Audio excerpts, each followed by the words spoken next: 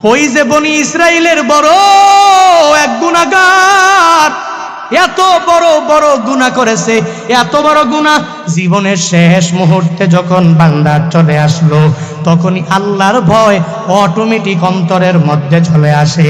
আমি এত বড় গুনাহ করেছি, এই গুনার ব্যাপারে যদি আমার আল্লাহর দরবারে আমার আল্লাহ যদি আমারে জিগায়, তাহলে হিসাবও দিতে পারবো না, ওই রবের জান্নাতে যাওয়া আমার দ্বারা পসিবল হবে না।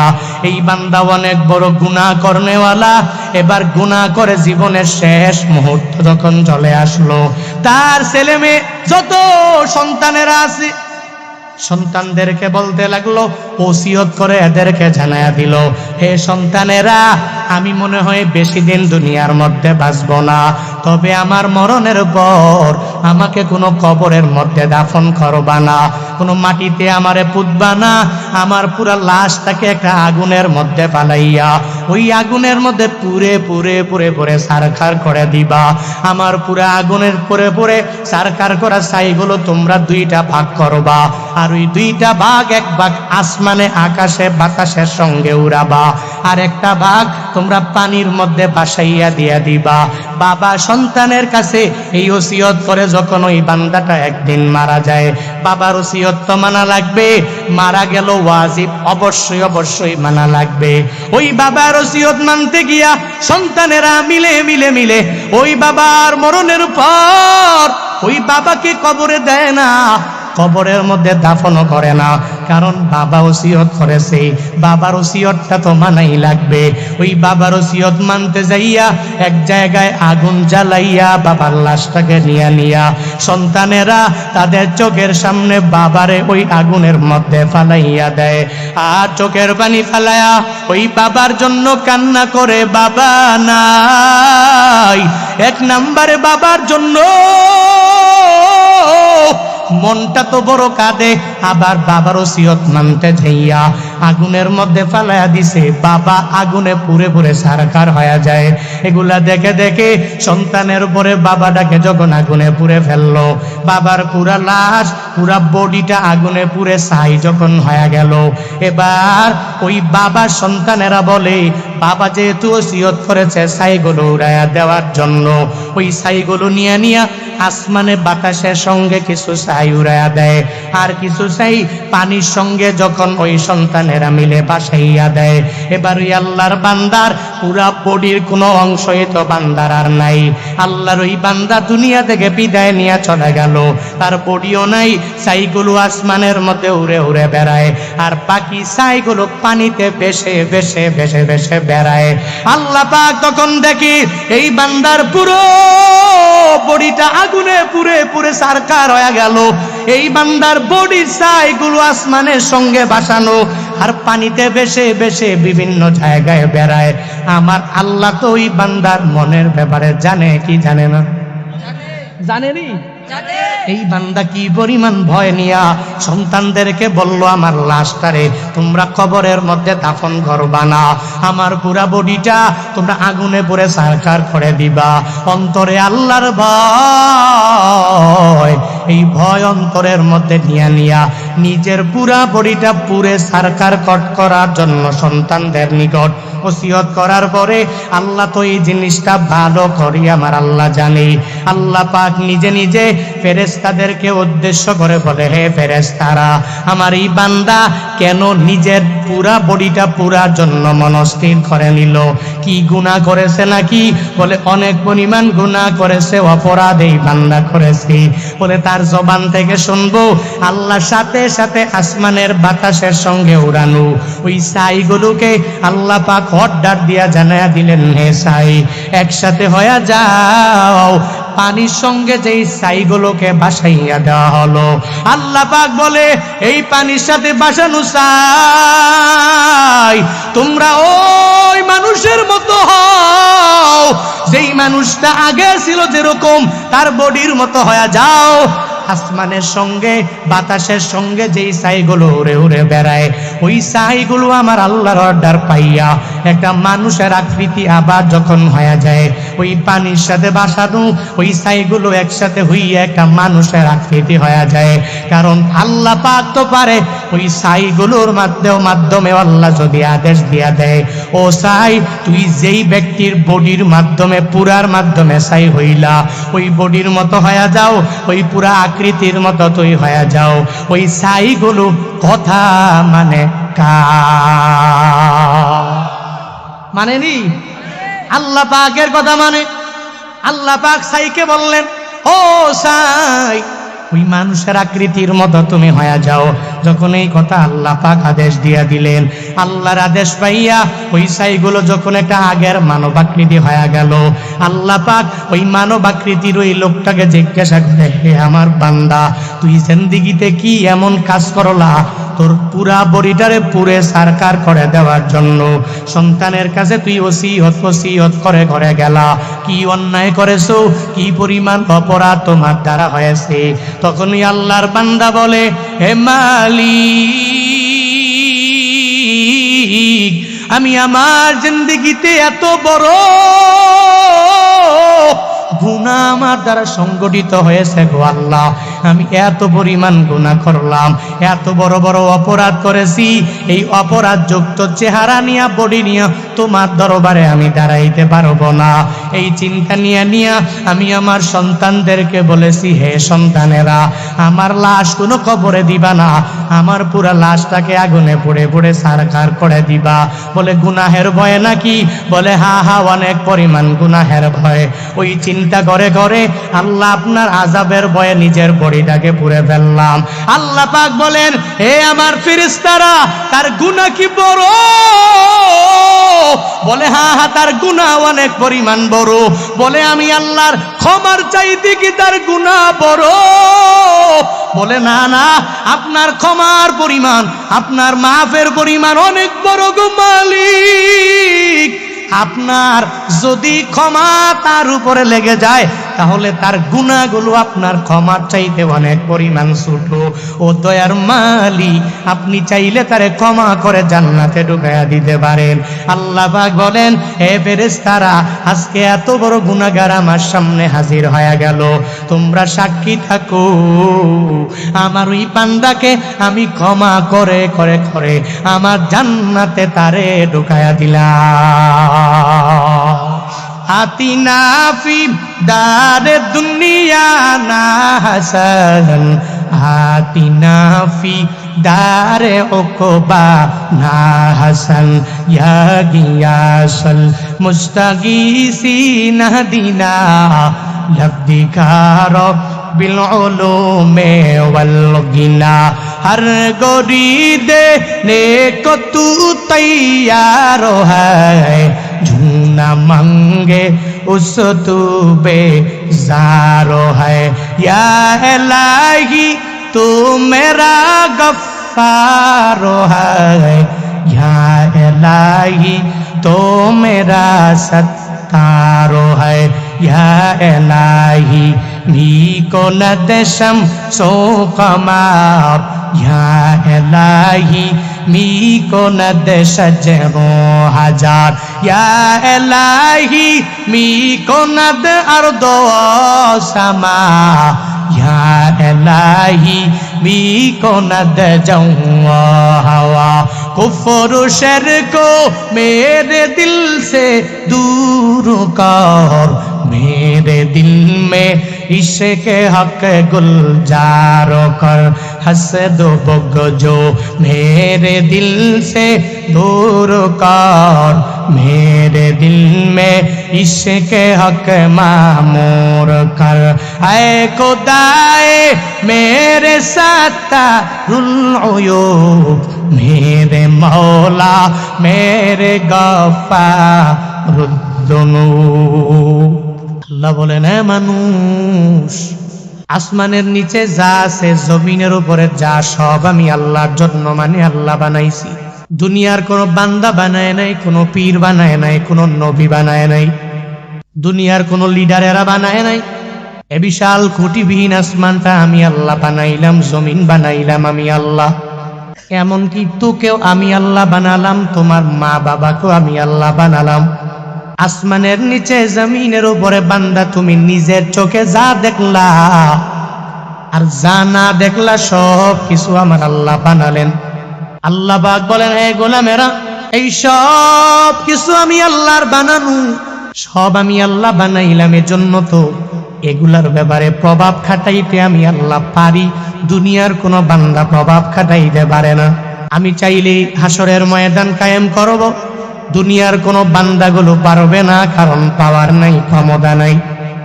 জান্নাত আমি আল্লাহ বানাইছি, ওই জান্নাতে দেওয়ার জন্য আমি আল্লাহ দিতে পারি, দুনিয়ার কোনো বান্দা কাউকে জান্নাতে দিতে পারবে না। জাহান্নাম আমি আল্লাহ বানাইছি, ওই জাহান্নামে আমি আল্লাহ ঢুকাইতে পারি, দুনিয়ার কোনো বান্দার কাছে আমি আল্লাহ পাওয়ার দেই নাই, আমি আল্লাহ ক্ষমতা দেই নাই। জান্নাত যেহেতু বানাইছি আমি আল্লাহ, আমি আল্লাহ ঢুকাবো।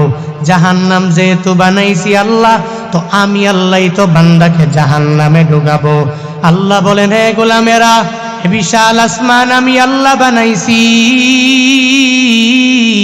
এ বিশাল জমিন আমি আল্লাহ বানাইছি।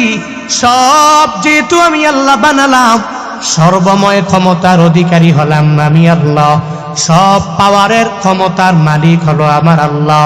আল্লাহ পাক বলেন, লিল্লাহি মা ফিস সামাওয়াতি ওয়া মা ফিল আরদ, আসমানের নিচে জমিনের উপরে সব আমি আল্লাহ বানালাম, আমি আল্লাহর জন্য।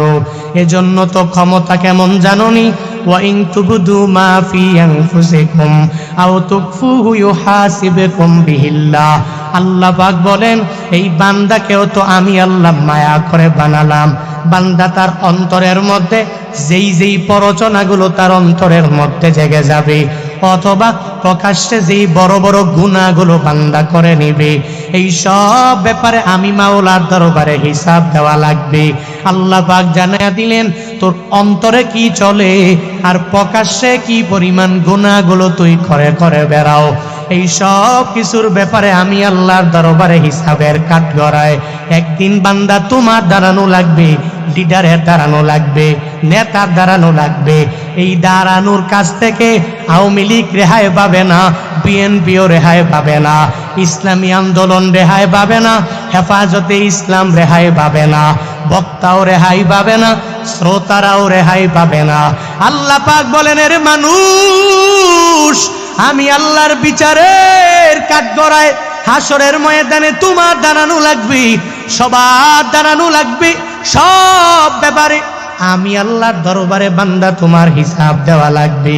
যতই বাড়াবাড়ি যাই করো না কেন, দুনিয়াতে আমি আল্লাহ ছেড়ে দিলাম, তুই উঠতে থাকো, উঠতে থাকো।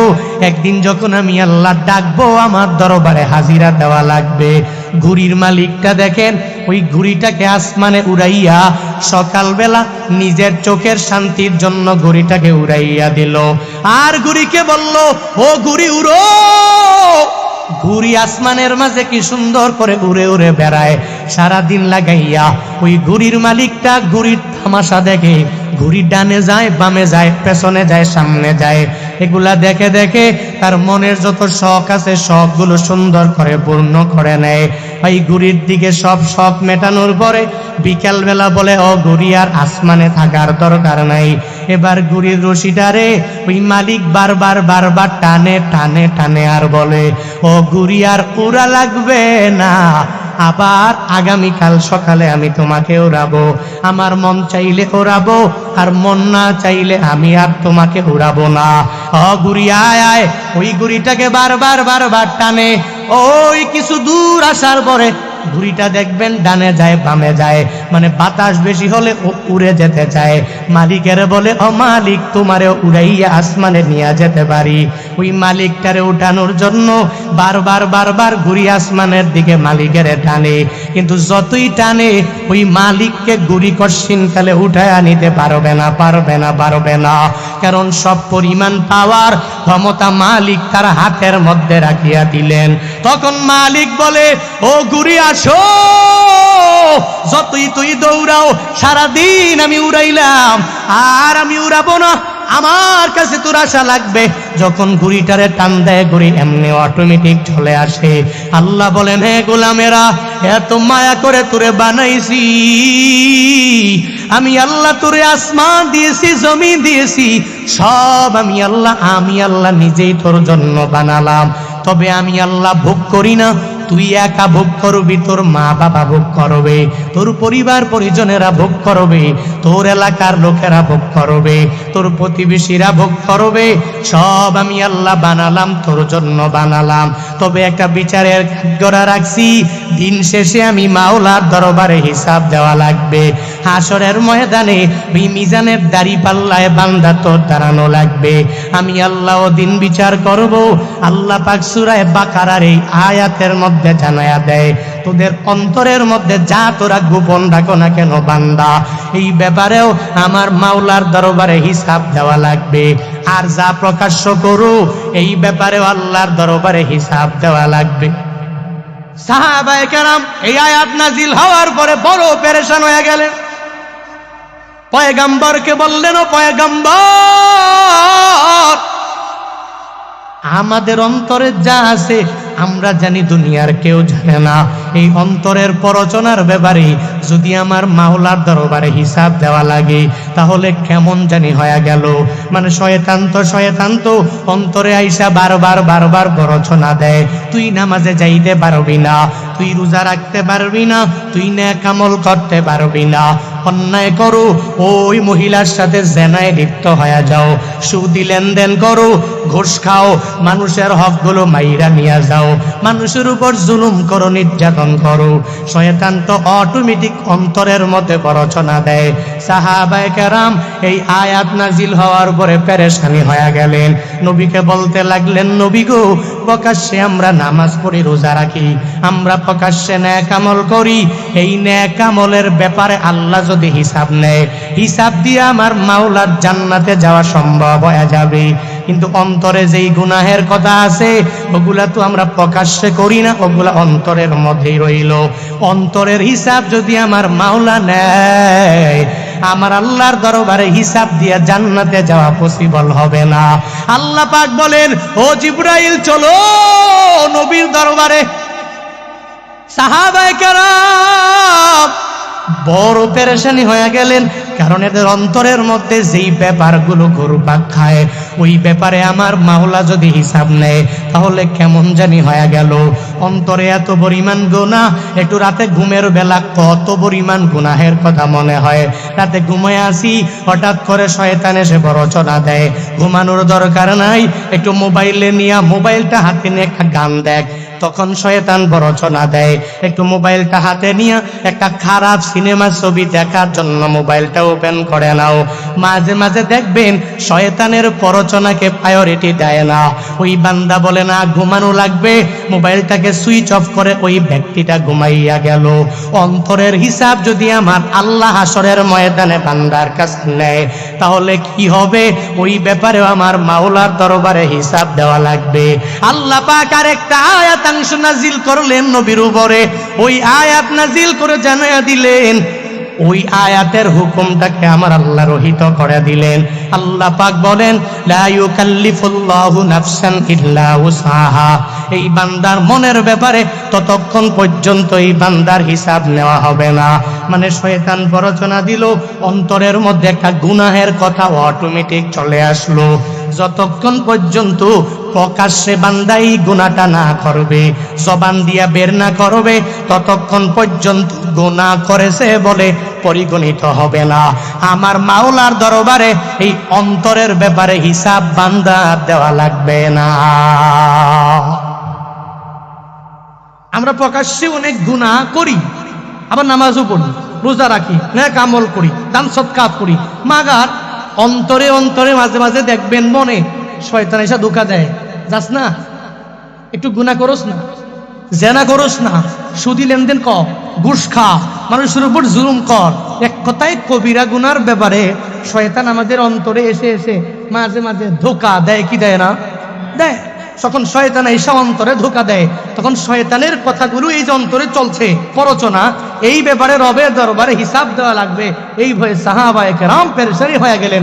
আল্লাহ পাক বলে লা ইউকাল্লিফুল্লাহ নাফসান ইল্লা উসাহা, যতক্ষণ পর্যন্ত জবান দিয়া বের না করবা, ততক্ষণ পর্যন্ত কার্যে পরিণত না করবা, ততক্ষণ পর্যন্ত ওই ব্যাপারগুলোর হিসাব আমার আল্লাহর দরবারে দেওয়া লাগবে না।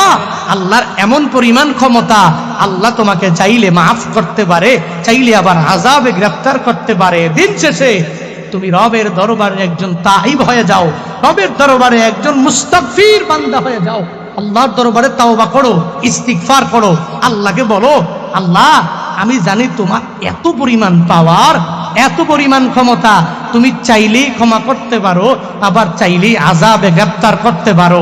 এই পাওয়ার আল্লাহর আছে না নাই? হ্যাঁ নাই?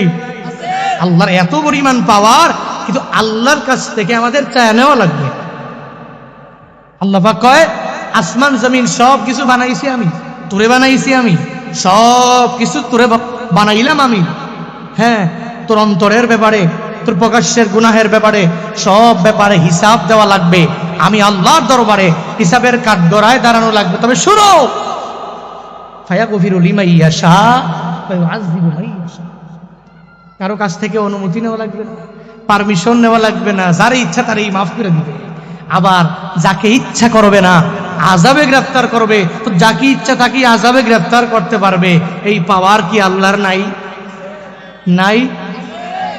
ফায়াগফিরু লিমান ইয়াশা ওয়া ইউআযযিবু মান ইয়াশা। আল্লাহ পাক বলেন যাকে ইচ্ছা তাকে আমি আল্লাহ ক্ষমা করে দিব, আবার যারে ইচ্ছা আমি আল্লাহ ক্ষমা করব না, আযাবের মধ্যে গ্রেফতার করব। ওই পরিমাণ পাওয়ার আমি আল্লাহর হাতের মধ্যে আছে, ওই পরিমাণ ক্ষমতা আমি আল্লাহ নিয়া চলি বিদায় তো আমি আল্লাহ জানালাম। তোর গুনাহ অনেক বড়, আমি আল্লাহ চাইলে মাফ করে তোরে জান্নাতের মধ্যে ঢুকাইয়া দিতে পারি। আবার তোর গুনাহ অনেক পরিমাণ বড়, আমি আল্লাহ চাইলে তোরে মাফ না করে জাহান্নামে ঢুকাইতে পারি। সপরিমাণ পাওয়ার ক্ষমতা আমার আল্লাহর হাতের মধ্যে আছে। কেন আমার আল্লাহর পাওয়ার হবে না? এই যে বিশাল জান্নাতটা আল্লাহ পাক বানাইলেন, দুনিয়ার কোনো বিজ্ঞানী বানায় নাই, কারো কাছ থেকে আমার আল্লাহ পারমিশন নেয় নাই। এই জান্নাত বানাইছেন কে? চিল্লায় আওয়াজ দেন, কে বানাইছেন? সন্দেহ আছে নাকি? এই জান্নাতটা আমার আল্লাহ বানালেন, জাহান্নাম আল্লাহ বানালেন। আল্লাহর মালিকানাধীন জান্নাত, আল্লাহর মালিকানাধীন জাহান্নাম। আল্লাহ কাকে ঢুকাবে, কাকে বের করবে, কাকে জান্নাতে দিবে, কাকে জাহান্নামে দিবে, এই ব্যাপারে আমার মাওলা কারো কাছে হিসাব দেওয়া লাগবে না, আমার আল্লাহ কারো কাছে বলাও লাগবে না। এই সব ব্যাপারে আমার আল্লাহই ক্ষমতা রাখেন, কাকে জান্নাতে ঢুকাবো আর কাকে আমি জাহান্নামের মধ্যে ঢুকে। নিয়াতে একটা জমিন কিনলাম, নিজের নামে রেজিস্ট্রি হয়ে গেল, দলিল হয়ে গেল, নামজারি হয়ে গেল। এবার এই জমিনের মাঝে আমি কি করব না করব আর একজনের জিজ্ঞানোর টাইম নাই। আমার জায়গার মধ্যে আমি বাড়ি করব নাকি গাড়ির গ্যারেজ বানাবো, নাকি হসপিটাল করব, নাকি দোকান করব, কাউকে জিজ্ঞাসা করা লাগবে না। এই সব পাওয়ার আমার আছে, কারণ জমিনটা তো হলো আমার। আমি এই জমিনের মধ্যে আমার মনটা যা চায় আমি তা করতে পারি, কাউকে জিজ্ঞাসাও করা লাগবে না। দুনিয়াতে মানুষগুলো নিজের জমিনটাকে ক্রয় করে যা মন চায় তাই ওই জমিনের মধ্যে বান্দা করতে পারে। আল্লাহ পাক বলেন, হে গোলামেরা, এই জান্নাত আমি আল্লাহ বানাইছি, জাহান্নামটাও তো আমি আল্লাহ বানাইছি। কাকে জান্নাতে ঢুকাইয়া দিব আর কাকে ঢুকাবো না, সব ব্যাপারে আমি আল্লাহ ধারণা রাখি। তোমাদের কারো কাছ থেকে ওই জান্নাতে কাকে দিব, জাহান্নামে কাউকে ঢুকাইয়া দিব, এই ব্যাপারে আমি আল্লাহ কাউকে জিজ্ঞাসা করা লাগবে না। কিন্তু কপালটা কত পরিমাণ পুড়ে গেল। একজনে আর একজনের আমি বললাম তুই জান্নাতি তুই জাহান্নামী, এটা আমি আর আপনি মিলে সবাই মিলে একজন জান্নাতি আর একজন জাহান্নামী কোনো আলেম কাউকে বলতে পারবে না, কোনো এমপি কাউকে বলতে পারবে না, কোনো লিডার কাউকে বলতে পারবে না, কোনো পীরও কাউকে বলতে পারবে না যে তোরে জান্নাত দিয়া দিলাম, জান্নাত আমার বাপের বানানো, তোকে ঢুকাইয়া দিলাম। জাহান্নাম আমি বানাইছি, আমি তোকে জাহান্নামে ঢুকাইয়া দিব। এটা পৃথিবীর কোনো ব্যক্তি বলতেও পারবে না, ক্ষমতাও রাখে না। কারণ জান্নাতটা আমার না আল্লাহর। কার? আল্লাহ পাকের জান্নাত। আল্লাহ যদি কয় তার জান্নাতে ঢুকাবো, ঢুকাইয়া দিবে, কারোর কাছ থেকে অনুমতি লাগবে না। আবার যদি কাউকে বলে তোরে জাহান্নামে ঢুকাইয়া দিব, কারো কাছ থেকে অনুমতি লাগবে না।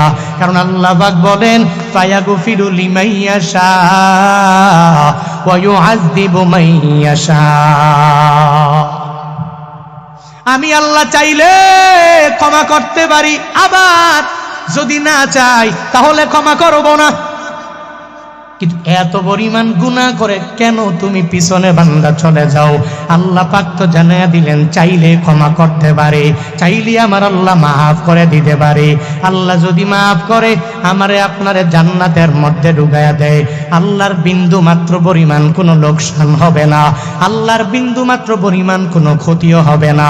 আল্লাহ চাইলেই আমারে আপনারে ধরে জান্নাতে ঢুকাতে পারে, জাহান্নামে ঢুকাতে পারে। এজন্য জিন্দেগীর যত বড় বড় বড় বড় গুনাহ আছে, ওই গুনাহগুলোর সামনে টেনে এনে যদি আমার মাওলার দরবারে বলতে পারেন আল্লাহ আমি গুনাহ করেছি, আমি সুদ লেনদেন করেছি, মানুষের উপর জুলুম করলাম, নির্যাতন করলাম, আল্লাহ আমার দ্বারা এত পরিমাণ বড় বড় গুনাহ হয়ে গেল, তুমি আমারে ক্ষমা করে দাও। আল্লাহর দরবারে যদি এই কথা বারবার বলা যায়, তাহলে আল্লাহ যদি ক্ষমা করে দেয় কারো কাছ থেকে পারমিশনও নেওয়া লাগবে না। ওই যে বনি ইসরাইলের বড় এক গুনাহগার, এত বড় বড় গুনাহ করেছে, এত বড় গুনাহ, কোন এমন বড় গুনাহ নাই যার দ্বারা সংগঠিত হয় নাই।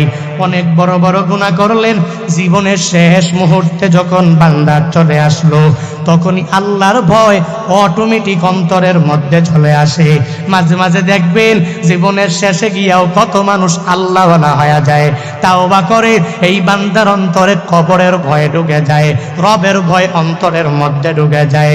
বনি ইসরাইলের ওই বান্দা জিন্দেগিতে এমন কোনো বড় গুনাহ নাই করে নাই। গুনাহ করে করে করে জীবনের শেষ মুহূর্তে একটু চিন্তা ভাবনা করতে লাগলো, আমি এত বড় গুনাহ করেছি, এই গুনার ব্যাপারে যদি আমার আল্লাহর দরবারে আমার আল্লাহ যদি আমারে জিগায় তাহলে হিসাবও দিতে পারবো না, ওই রবের জান্নাতে যাওয়া আমার দ্বারা পসিবল হবে না।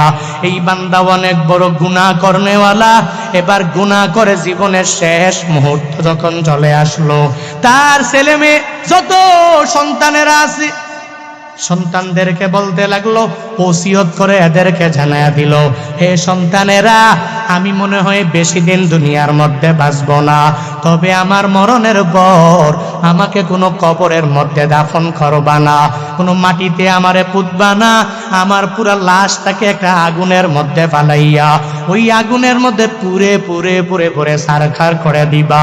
আমার পুরা আগুনের পুরে পুরে সারখার করা ছাইগুলো তোমরা দুইটা ভাগ করবা, আর ওই দুইটা ভাগ, এক ভাগ আসমানে আকাশে বাতাসের সঙ্গে উড়াবা, আর একটা ভাগ তোমরা পানির মধ্যে ভাসাইয়া দিয়া দিবা। বাবা সন্তানের কাছে এই ওসিয়ত করে যখন ওই বান্দাটা একদিন মারা যায়, বাবার ওসিয়ত তো মানা লাগবে, মারা গেল ওয়াজিব, অবশ্যই অবশ্যই মানা লাগবে। ওই বাবার ওসিয়ত মানতে গিয়া সন্তানেরা মিলে মিলে মিলে ওই বাবার মরণের পর ওই বাবাকে কবরে দেয় না, কবরের মধ্যে দাফনও করে না, কারণ বাবা ওসিয়ত করেছে, বাবার ওসিয়তটা তো মানাই লাগবে। ওই বাবার ওসিয়ত মানতে যাইয়া এক জায়গায় আগুন জ্বালাইয়া বাবার লাশটাকে নিয়া সন্তানেরা তাদের চোখের সামনে বাবারে ওই আগুনের মধ্যে ফালাইয়া দেয়, আর চোখের পানি ফালাইয়া ওই বাবার জন্য কান্না করে, বাবা নাই। এক নম্বরে বাবার জন্য মনটা তো বড় কাঁদে, আবার বাবার ওসিয়ত মানতে যাইয়া আগুনের মধ্যে ফালাইয়া দিছে। বাবা আগুনে পুড়ে পুড়ে ছারখার হয়ে যায়।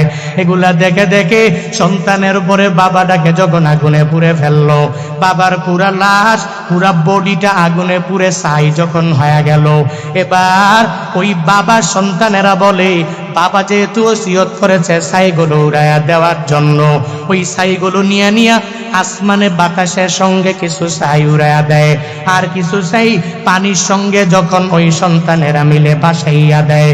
এবার ওই আল্লাহর বান্দার পুরা বডির কোনো অংশই তো বান্দার আর নাই। আল্লাহর ওই বান্দা দুনিয়া থেকে বিদায় নিয়ে চলে গেল, তার বডিও নাই, ছাইগুলো আসমানের মধ্যে উড়ে উড়ে বেড়ায়, আর বাকি ছাইগুলো পানিতে ভেসে ভেসে ভেসে ভেসে বেড়ায়।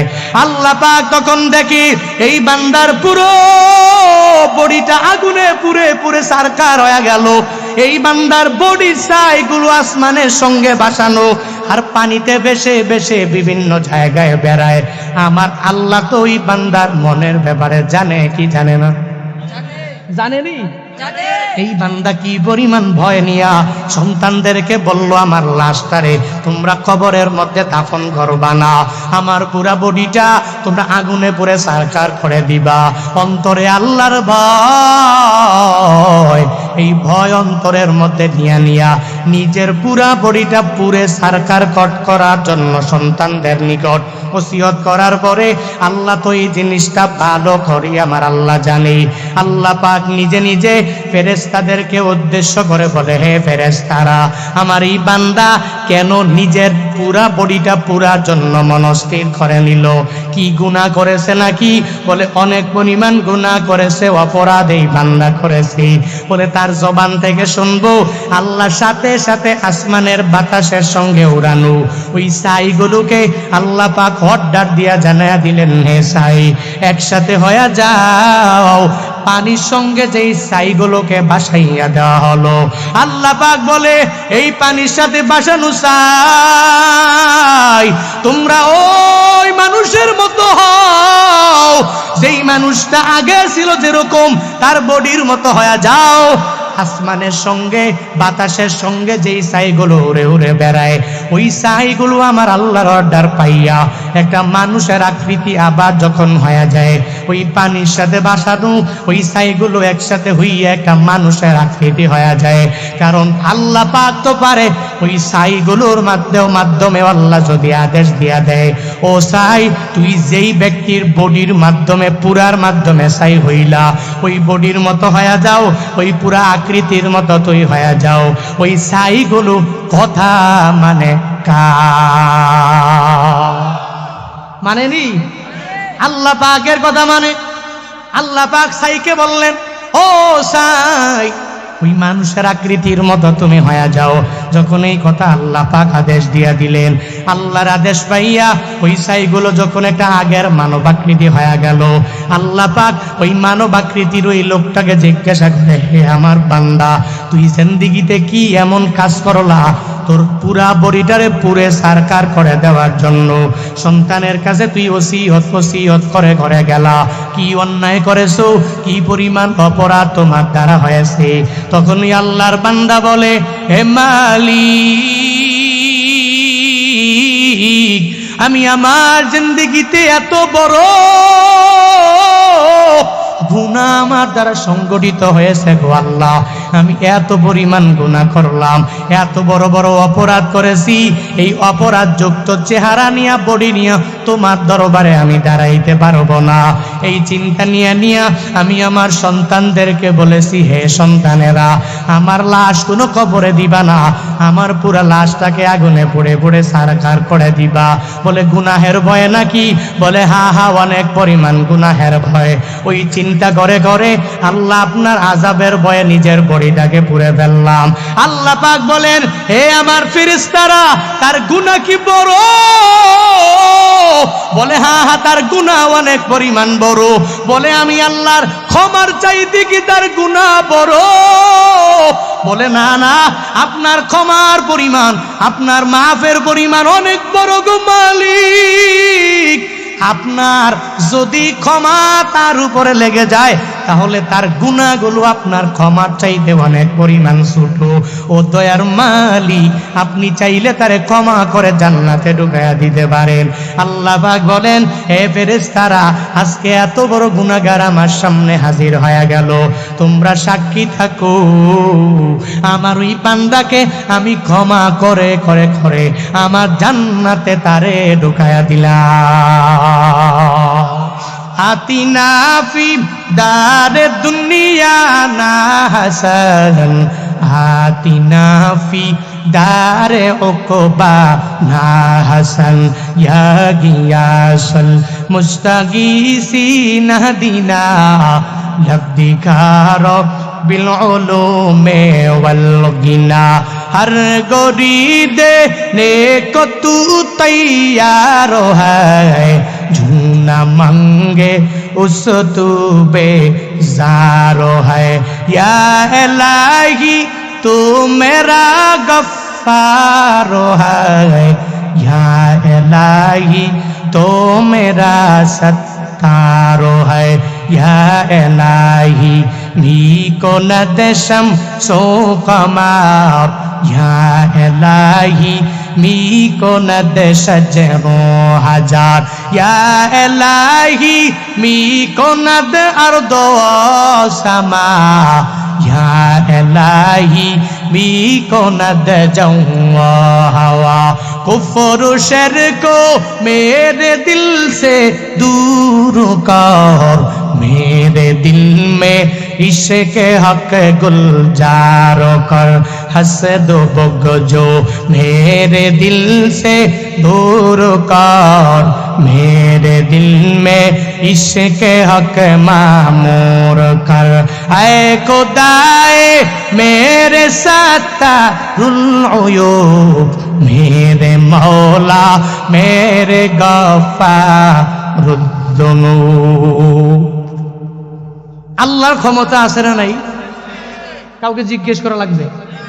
এই ব্যক্তির এত গুনাহ, ওর জিন্দেগিতে গুনাহ করতে করতে করতে করতে এমন জায়গায় পৌঁছে গেল, এত বড় গুনাহগার নিজের পুরা বডিটাকে পুরে সারকার করে দেওয়ার জন্য সন্তানদের নিকট ওসিয়ত করে চলে গেল। এত বড় গুনাহগার আল্লাহ পাক ক্ষমা করে বলে, তুই জান্নাতে ঢুকো।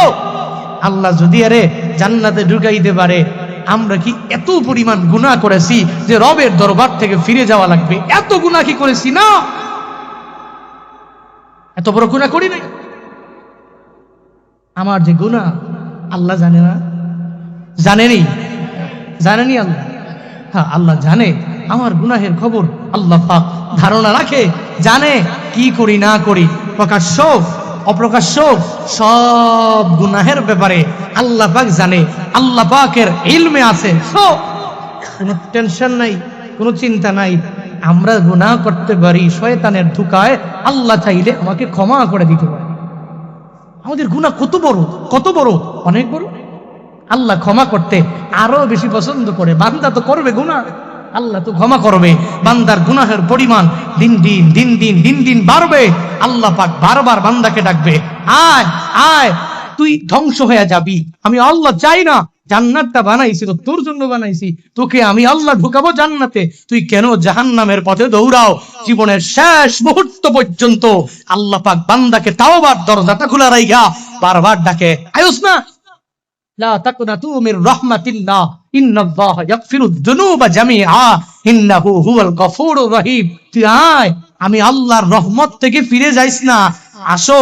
যদি আমি রবের কাছে ক্ষমা চাইতে পারো তো ইন্নাল্লাহা ইয়াগফিরুদ যুনুবা জামিআ, তোর পুরা জিন্দেগীর সমস্ত গুনাহগুলোকে আমার আল্লাহ ক্ষমা করে দিতে পারে। কারণ আল্লাহর গুণবাচক একটা নাম গফুর, আল্লাহর গুণবাচক একটা নাম রহিম। আল্লাহ দয়ালু, তোর গুনাহ বড়, আল্লাহ তোকে ক্ষমা করে জান্নাত দিতে আরো বেশি পছন্দ করে।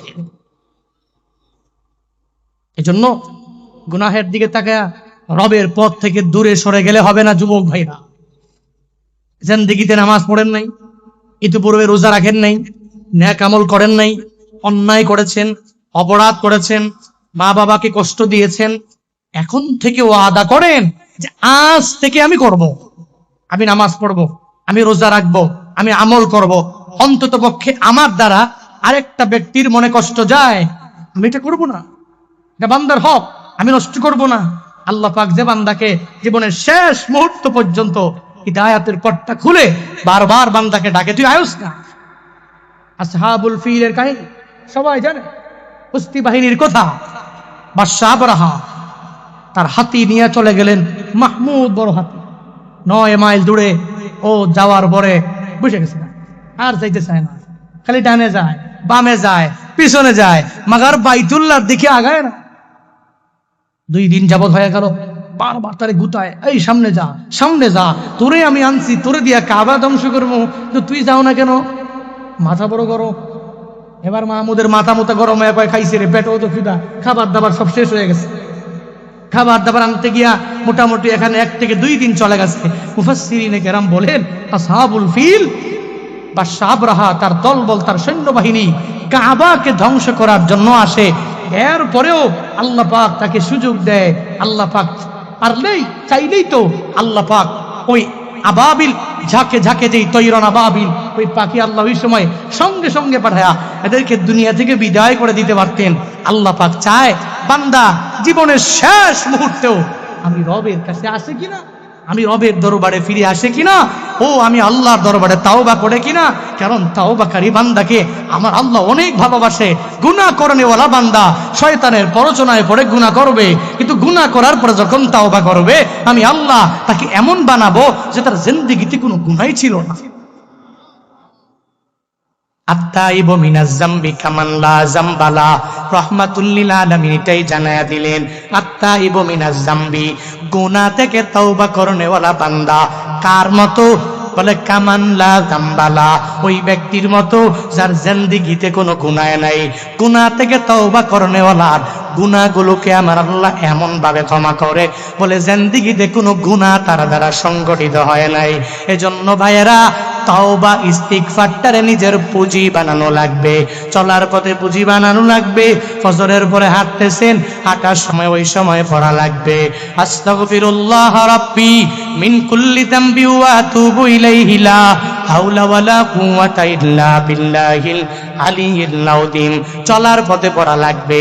দোকানে বসে আছেন, ওই সময় ইস্তিগফার পরে পরে নিজের গুনাহের কথা স্মরণ করবেন, আর আমার মাওলার কথা চিন্তা ভাবনা করে আযাবের ভয় অন্তরের মধ্যে নিয়া যখন ইস্তিগফারের আমলগুলো চালু করা শুরু করে দিবেন, আল্লাহ মাফ করে করে আপনাকে এমন বানায়া দিবে, বলে পুরা জিন্দেগিতে কোনো গুনাহ আর আপনাকে থাকবে না।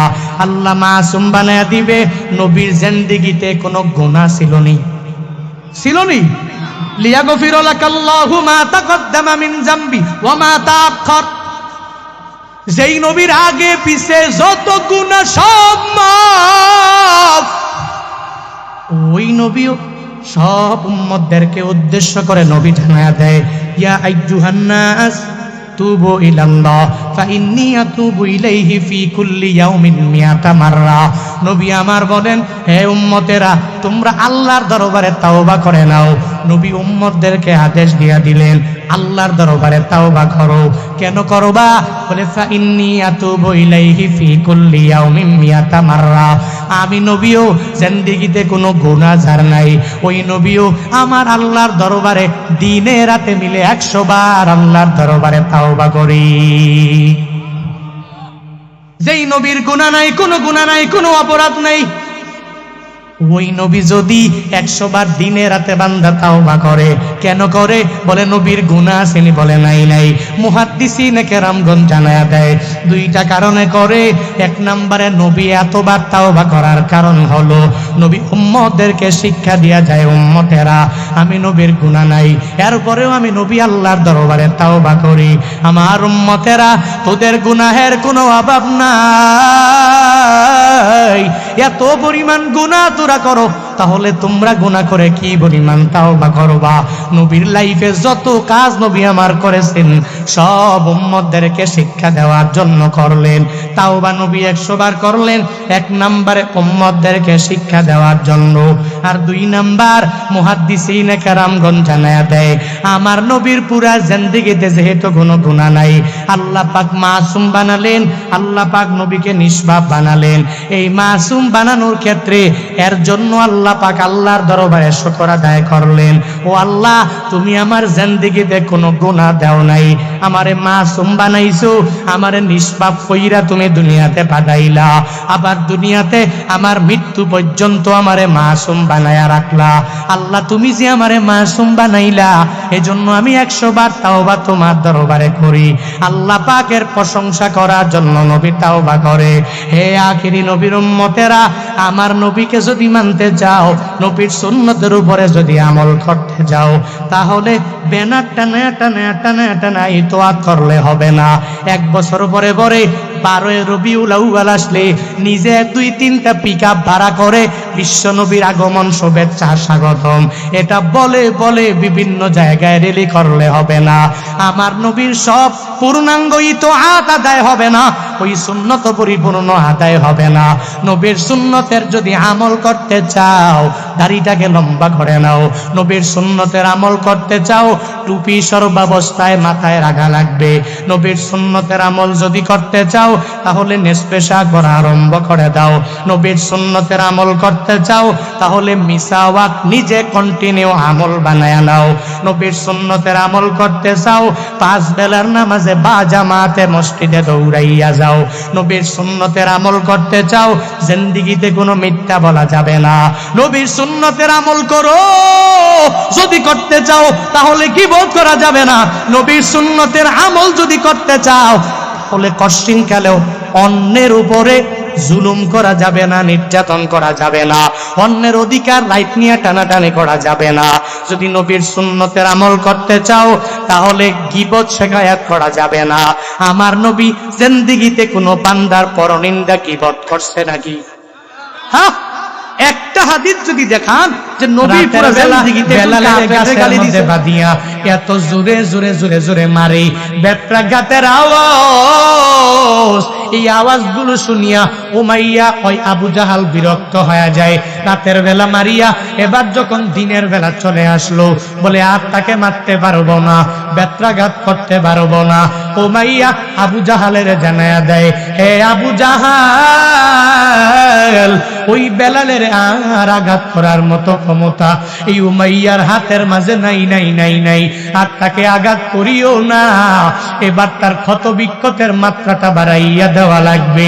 এই বালুকাময় জমিনের বালুগুলো কি পরিমাণ গরম, এই গরম জায়গার মধ্যে তারে চিৎ করে শুয়াইয়া দাও। আর ওই বেলাল চেষ্টা করবে এই বালুকাময় জমিনের থেকে উঠার জন্য।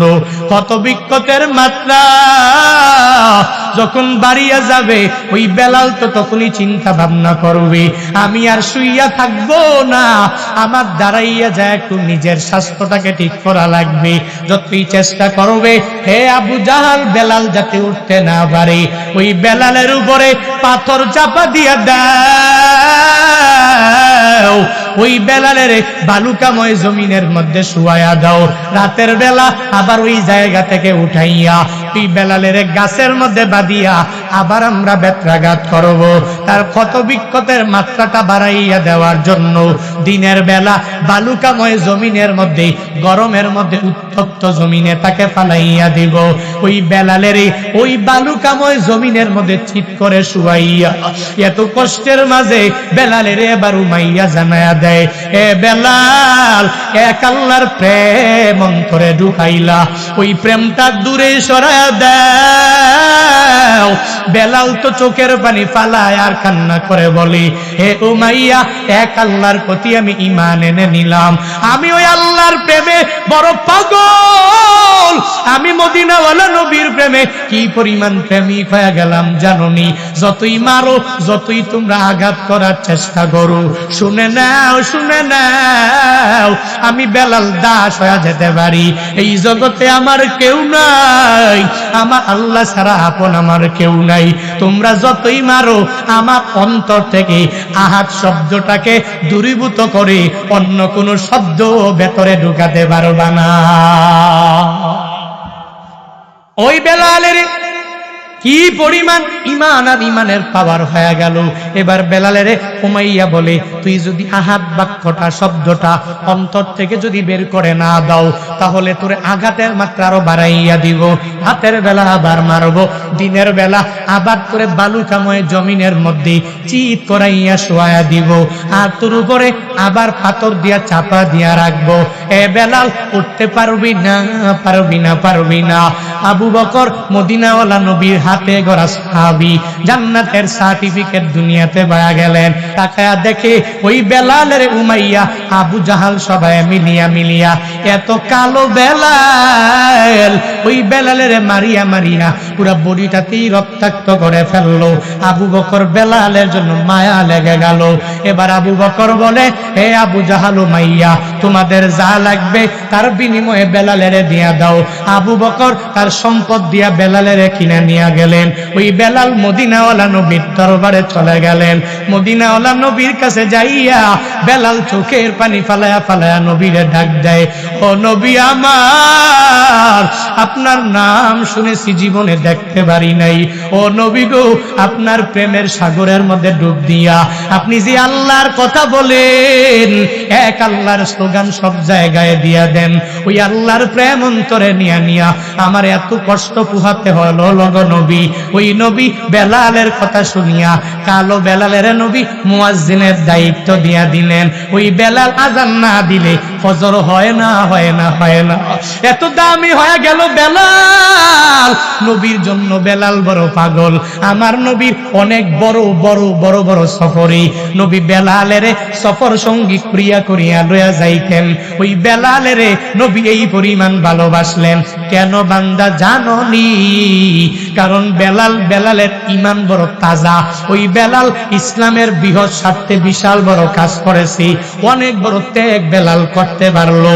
এজন্য নবীর জন্য বেলাল বড় পাগল। ওই বেলালও নবীর জন্য বড় পাগল, নবীও বিলালের জন্য পাগল। মুয়াজ্জিনের দায়িত্ব দিয়া দিলেন। নবীর জীবদ্দশায় ওই বেলাল আজান দিয়া দেয়, মসজিদে নববীতে আজান দিয়া দেয়। মদিনাওয়ালা নবীর ইন্তেকালের পরে এবার বেলাল বলে, যেই এলাকার মধ্যে আমার নবীর প্রেম নিয়ে আমি চলে আসলাম, যেই নবীর প্রেমের সাগরের মধ্যে ডুব দিয়া আমার পুরা বডিটা কত বিক্ষত করে ফেললাম, এত কষ্ট পোহালাম, ওই নবী নাই, তাহলে মদিনায় আর থাকা যাবে না। ওই বেলাল মদিনা থেকে সব কিছু নিয়ে বের হয়ে গেলেন। একদিন স্বপ্ন যুগে ওই বেলালের মদিনাওয়ালা নবী ডাক দেয়, এরে বেলাল, আমি নবীর জন্য কি তোর একটু মায়া হয় না? এ বেলাল, আমি নবী নাই মদিনায়, আমি নবীর রওজার পাশে কি তোর আসতে মন যায় না? হযরতে বেলালের রাতের মধ্যে মদিনাওয়ালা নবী স্বপ্নে যুগে দেখালেন। হযরতে বেলাল দিনের বেলা আবার দৌড়ে আসে, মসজিদে নববীর পাশে এসে চোখের পানি ফালায়া ফালায়া কান্না করে। আবু বকর ওমর জিগায়, হে বেলাল, তুমি এত কান্না করো কেন? বলে, তোমরা জানো না, আমি নবীর চেহারা মুবারক দেখিয়া দেখিয়া দেখিয়া এত প্রেম আমার অন্তরের মধ্যে ঢুকাইলাম। বলে, আমাদের ভিতরে কি ওই নবীর জন্য কি মায়া নাই, প্রেম নাই? তুমি কি মনে করো? বলে, আছে রে, আছে। তবে হে আবু বকর, হে উমর, তোমার অন্তরে আর আমার অন্তরের মাঝে ভালোবাসার মাত্রাটা সমান না। তোমরা নবীর রওজা মুবারক দেখলে সহ্য করতে পারো, আমি বেলাল নবীর রওজা শরীফের দিকে যখন তাকাইয়া যাই, আমার চোখের পানি আমি ধরে রাখতে পারি না। ওই নবীর রওজা শরীফের দিকে তাকাইলে আমার নবীর কথা মনে পড়ে যায়। ওই নবীর রওজা শরীফের দিকে তাকাইলে আমার নবীর চেহারা মুবারকের কথা আমার মনের মধ্যে পড়ে যায়, পড়ে যায়, পড়ে যায়। ইমাম হাসান হুসাইন আসলেন, হযরতে বেলালের জানায়া দিলেন, ও বেলাল, একটু আজান দেয়। যেই নানার সময়ে তুমি মধুর কণ্ঠে আজান দিয়া দিতা, তোমার কণ্ঠে তো আজান শুনি না। আজান দাও। হযরতে বেলাল আজান দিতে গেলেন, আশহাদু আন্না মুহাম্মাদার রাসূলুল্লাহ। ওই সময় নবীর নামটা নিতে দেরি হয়ে গেল। হযরতে বেলাল বেহুশ হয়ে পড়তে জমিনে দেরি না। বেলাল বলে, আবু বকর, তুমি নবীর রওজা শরীফ দেখলে চোখের পানি বের হয় না, আর আমি নবীর রওজা শরীফ দেখলে সহ্য করতে পারি না, আমার ভিতরটা যেন কেন যেন ফেটে যায়। মদিনায় যাবেন, নবীর রওজা শরীফের সামনে যাইয়া কত বান্দা চোখের পানি ফালাইয়া হাউমাউ হাউমাউ হাউমাউ করে কান্না করে। মদিনা শরীফের বড় বড় মুতওয়ারা দেখবেন কালো কালো কালো কালো লম্বা লম্বা লোকেরা, এরা ধমকায়, এখানে তুই দাঁড়াইতে পারবি না, যা যা যা যা, নবীর রওজা শরীফের সামনে দাঁড়াইয়া থাকতে পারবি না। ওই জায়গায় গেলে দেখবেন কিছু কিছু মানুষের যতই ধমকাই যতই মারে, এরপরেও নবীর রওজা শরীফের সামনে দাঁড়াইয়া নবীর উপরে দুরূদ পাঠ করে আর চোখের পানি ফালায়, টপ টপ টপ টপ করে বেয়ে বেয়ে পানি পড়ে। এরকম তো কত বান্দারাই ওই রওজা শরীফের সামনে যায়, কারো চোখের জগায় পানি, কারো চোখের জগায় পানি না। বলে যেই বান্দা নবীর রওজা শরীফের দিকে তাকাইয়া চোখের পানি ধরে রাখতে পারে নাই, আর যেই বান্দার চোখ দিয়া বিলকুল কোনো পানি বের হয় না, দুইজনের ইমানের মাত্রাটাও সমান না। পুলিশেরা ধমকায়, মুতোয়ারা ধমকায়, সব সরাইয়া দাও, এখান থেকে চলে যাও, দাঁড়াইয়া থাকতে পারবা না। এরপরেও মানুষগুলো কি পরিমাণ পাগল, কারণ এই মানুষ নবীর জন্য বড় পাগল হয়ে গেল। ওই ব্যক্তিটার অন্তরে আমার মদিনাওয়ালা নবীর প্রতি প্রেমের মাত্রাটা অনেক অনেক অনেক অনেক পরিমাণ বেশি। আল্লাহ বলেন, এই পরিমাণ ইমান তোরা না লাগবে, আমিনু কামা আমানান নাস। বুনিয়াল ইসলামু আলা খামসিন, শাহাদাতি আল্লা ইলাহা ইল্লাল্লাহ ওয়া আন্না মুহাম্মাদুর রাসূলুল্লাহ ওয়া ইকামিস সালাহ ওয়া ইতাইজ যাকাত ওয়াল হজ্জি ওয়া সাওমি রমাদান। মদিনাওয়ালা নবী বলেন, ইসলামটা 5টা স্তম্ভের উপর দাঁড়ায় রইল। এক নম্বরে শাহাদার বাক্য, আল্লাহ ছাড়া মাবুদ নাই, মাশবুদ নাই, ইবাদত পাওয়ার যোগ্য আল্লাহ ছাড়া আর একজনও কেউ নাই, এটা এক নম্বরে সাক্ষ্য দিয়া দিলাম। 2 নাম্বার ওয়া ইকামিস সালাহ, 2 নম্বরে ইমানের পরে লাগবে নামাজ, তাহলে ইসলাম পরিপূর্ণ হবে। 3 নম্বরে যাকাত ফরজ হলে যাকাত প্রদান করা লাগবে, ইসলাম পরিপূর্ণ হবে। হজ ফরজ হলে হজ দ্রুত করা লাগবে, ইসলাম পরিপূর্ণ হয়ে যাবে। তারপরে সামনে আসতেছে রমাদান, এই রমাদানের রোজাও রাখা লাগবে কি লাগবে না? রমাদানের রোজাও বান্দা তোমার 30টা রোজাই রাখা লাগবে, একটা বাদ দিয়েছো হবে না, 2টা বাদ দিয়েছো হবে না, 3টা বাদ দিয়েছো হবে না। অনেক যুবকরা আছে ছোট বয়স থেকে রোজা রাখতে জানে, ফ্যামিলি থেকে শিক্ষা, ওই মাও রোজা রাখে, বাবাও রোজা রাখে, সাহারির সময় উঠিয়া উঠিয়া মা বাবার সাথে সাহারি খাইয়া রমাদানের রোজাগুলো রাখিয়া কি সুন্দর তার অভ্যাস হয়ে গেল। হে মানুষেরা, হে দাদারা, হে বাবারা, নিজের ছেলের প্রতি মায়া করে করে বইলেন না, আমার এই ছেলেটা রোজা রাখলে তার গ্যাস্ট্রিকে প্রবলেম হয়ে যাবে, আগামী বছর থেকে সে রাখতে পারবে, আমার এই মেয়েটা বড় অসুবিধার মধ্যে পড়ে যাবে, এই বছর থেকে তার রোজা রাখা লাগবে না, আগামী বছর থেকে সে রোজা রাখতে পারবে না। গো আম্মাজান, না গো আব্বারা, না গো দাদারা, নিজের নাতিরে নাতিনেরে, নিজের সন্তানগুলোর এই কথা বইলেন না, বরং নিজেও সাহারি খাইতে উঠবেন, এদেরকেও ডাইকা ডাইকা সাহারির প্লেটের মধ্যে বসায়া দিবেন। দেখবেন পরিবারের মধ্যে অটোমেটিক্যালি শান্তি চলে আসবে। জুনায়েদ আল হাবিবের দিকে তাকায়া দেখেন, ওই ছোট্টবেলা থেকে যখন আমার বয়স হয়ে যায় 8-9 বছর, ওই সময় থেকে আমি রোজা বাদ দেই না। আমাকে মাঝে মাঝে মাঝে মাঝে সবাই আশেপাশে বললেও, তুমি ছোট মানুষ, রোজা রাখা লাগবে না। অন্যান্য আত্মীয় স্বজনেরা তারা অনেকেই বলতো রোজা রাখা লাগবে না, তুই অসুস্থ হয়ে যাবি, আগামী বছর থেকে রাখতে পারবি। কিন্তু না না, মা বাবা সাহারি খাইতে উঠবে, আমি কেন উঠবো না? আমার ভাইরা যদি সাহারি খাইতে পারে, আমি কেন পারবো না? তারা ইফতার করবে, আমি রোজা না রাখা ইফতার করবো। অটোমেটিক আমার মাইন্ডের মধ্যে লেগে যায়, আমার মনের মধ্যে লেগে যায়।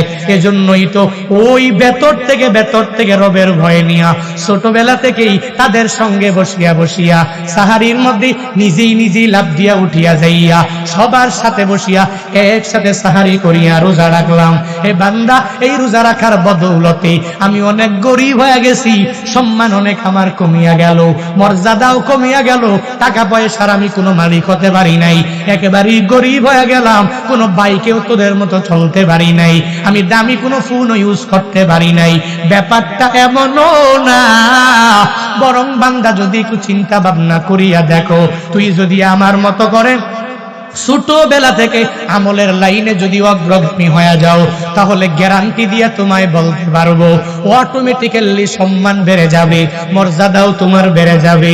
রমাদানের রোজা যেই বান্দাগুলো ইখলাস আর একনিষ্ঠতা নিয়া যেই বান্দা রাখবে, ওই বান্দাগুলো গ্যাস্ট্রিক আলসারের প্রবলেম থাকলে আমি গ্যারান্টি দিয়া বলবো, তুই যদি ইখলাস আর একনিষ্ঠতা নিয়া মনের মধ্যে আল্লাহর ভয় নিয়ে যদি রোজা রাখো, যদি ভিতরে না থাকে, দেখবা রমাদানের 2 দিন পরে গ্যাস্ট্রিকের আগে যেরকম প্রবলেম ছিল, ওই প্রবলেম অটোমেটিক্যালি ঠিক হয়ে গেছে।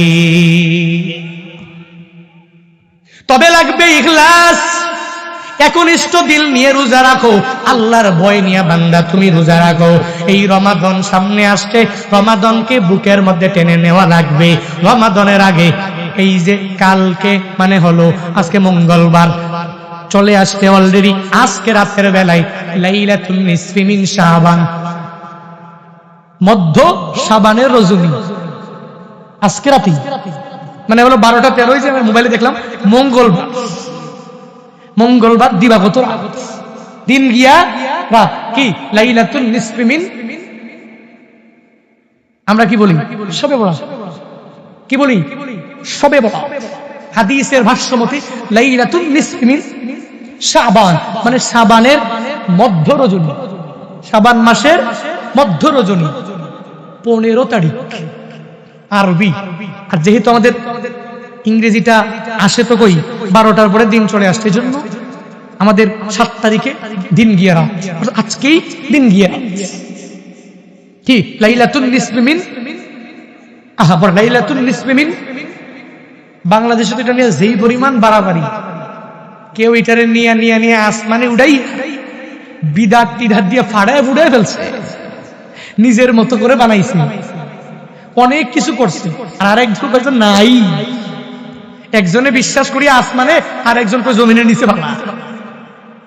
কিন্তু আমরা মধ্যম পন্থা অবলম্বী মুসলিম। লাইলাতুন নিসফি মিন শাবান, দামি রাত, মহিমান্বিত রাত, সামনে যে রাত আসতেছে ওই রাত, ওই রাত এত দামি এত সম্মানী। ওই রাতের বেলা মুসলমান প্রত্যেকটা ব্যক্তির জন্য কিছু করণীয় আছে, বর্জনীয় আছে। কিন্তু আমরা বিদআতে যাব না, হাদিস দ্বারা যেগুলো আমল, ওই আমলগুলো করি। আমরা বিদআতের পক্ষে নয়, বরং যেগুলো হাদিস সংবলিত আমল, ওই আমলের পক্ষে আমরা। মনে রাখবেন লাইলাতুন নিসফি মিন শাবান ওই ব্যক্তির জন্য, 5 বেলার নামাজ যে ব্যক্তি পড়ে, কিন্তু পুরো জিন্দেগিতে নামাজের খবর নাই, পুরা বছর খবর নাই, ও খালি লাইলাতুন নিসফি মিন শাবান আসলে নামাজের রাত কবে রে, নামাজ পুরা ফাড়াইলাম আছে না নাই, সবে বরাতের রাত কবে রে, জিকির টিকির করে ফাড়াইলাম, কিন্তু এর আগের দিনই ফজর পড়ে নাই, এর আগের দিন জোহর পড়ে নাই, এর আগের দিনের আসর নাই, মাগরিব নাই, শুধুমাত্র ওই রাতের বেলায় আমলের জন্য ব্যাকুল। কিন্তু না, ওই রাতে মহিমান্বিত রাত, মুক্তির রাত। কার জন্য? যে ব্যক্তি 5 বেলার নামের নামাজই পরেও পড়ছে, আগেও পড়ে, সবাই বরাতের আগেও পড়তেছে, সামনেও পড়বে, ওই ব্যক্তির জন্য রাতটা মহিমান্বিত। ঝামেলা কিন্তু ওই জায়গায়। আমরা এজন্য একটু খোলাসা করে স্পষ্ট করে বলি, আগে 5 বেলার নামাজ রাখবেন, আগে ফরজ, ওয়াজিব, সুন্নত, নফল। কিন্তু আপনি নফলটাকে ফরজের জায়গায় যদি স্থান করে দেন, তাহলে একটা ভুল ধারণা। যার যার স্ব স্থানে তাকে জায়গা করে দিতে হবে। ফরজের জায়গায় ফরজ, ওয়াজিবের জায়গায় বলে না ওয়াজিবের জায়গায় ওয়াজিব, সুন্নতের জায়গায় সুন্নত, নফলের জায়গায় নফল। করণীয় কি? ইযা কানাত লাইলাতুন নিসফি মিন শাবান ফাকুমু লাইলাহা ওয়াসুমু নাহারাহা ফাইন্নাল্লাহা তাআলা ইয়ানজিলু ফিহা লিগুরুবিশ শামসি ইলা সামাঈদ দুনিয়া ফায়াকুলু আলা মিন মুস্তাগফিরিন ফাগফির লা আলা মিন মুস্তারজিকিন ফারযুকহু আলা মিন মুবতালা ফাউআফিয়াহু আলা কাযা হাত্তা ইয়াতলু আল ফাজর। দিনাওয়ালা নবী বলেন, এই রমাদানের আগেই একটা রাত আসবে, বড় দামি রাত, বড় মহিমান্বিত রাত, লাইলাতুন নিসফি মিন শাবান যার নাম। এই লাইলাতুন নিসফি মিন শাবান যখন তোমাদের সামনে চলে আসবে, ওই রাতের বেলা তোমরা আমল করে নাও, দণ্ডায়মান হয়ে যাও, নামাজ পড়ে নাও। আর রাতের পরে দিনের বেলা তোমরা রোজা রাখো। রাতের বেলায় নামাজ পড়ো, দিনের বেলায় তোমরা রোজা রাখো। এর মানে হলো একটা রোজা রাখলেও হবে, আবার অনেকে 3টা রোজাও রাখতেছে। মানে এই যে গত দিন গেল, এই দিন, আগামী কালের পরের দিন, এই 3টা রোজা কেন রাখবো হুজুর, দলিল কি? মদিনাওয়ালা নবী প্রতি মাসে 3টা রোজা রাখতেন, 13, 14, 15, কয়টা? 3টা রোজা মদিনাওয়ালা নবী রাখতেন।